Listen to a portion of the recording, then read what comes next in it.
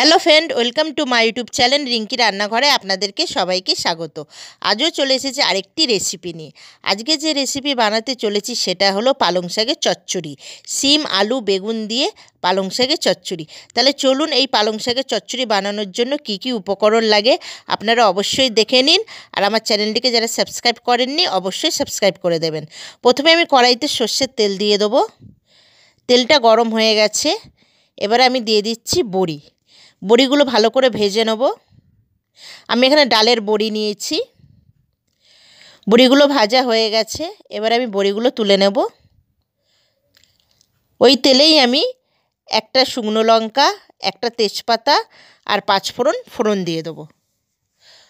ফোড়নটা একটু ভাজা হয়ে গেলে দিয়ে দেবো কেটে রাখা আলু। আমি এখানে মিডিয়াম সাইজের একটা আলু নিয়েছি। আলুটা একটু তেলে ভালোভাবে ভেজে নেব। এবার দিয়ে দেবো কেটে রাখা শিম। আমি এখানে 4টে শিম নিয়েছি ছোট টুকরো করে। শিম আর আলুটা একসাথে ভেজে নেব।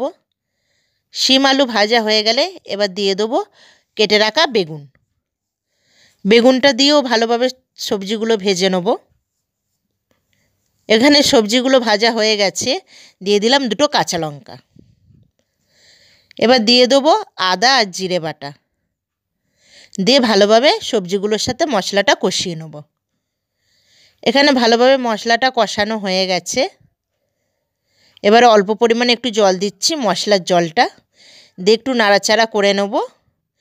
এখানে ভালোভাবে মশলাটা কষানো হয়ে গেছে, দিয়ে দিচ্ছি 1/2 চামচ নুন আর 1/2 চামচ হলুদ গুঁড়ো, দিয়ে ভালোভাবে মশলাটা কষিয়ে নেব।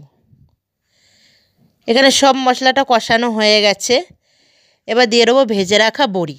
এখানে বড়িগুলো আমি অর্ধেক করে দিয়েছি।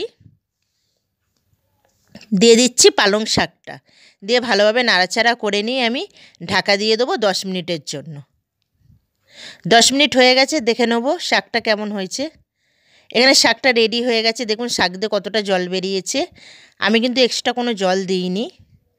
আলুটাও সেদ্ধ হয়ে গেছে। নামানোর আগে আমি একটু পরিমাণ চিনি দিচ্ছি স্বাদ আনার জন্য। পালং শাকে একটু চিনি দিলে খেতে ভালো লাগে। এখানে পালং শাকের চচ্চড়িটা রেডি হয়ে গেছে। আপনারা অবশ্যই এইভাবে পালং শাকের চচ্চড়ি বানিয়ে খেয়ে দেখবেন। আর আমার রেসিপিটা পছন্দ হলে অবশ্যই কমেন্ট করবেন, লাইক করবেন, আর আমার চ্যানেলটিকে আপনারা অবশ্যই সাবস্ক্রাইব করবেন।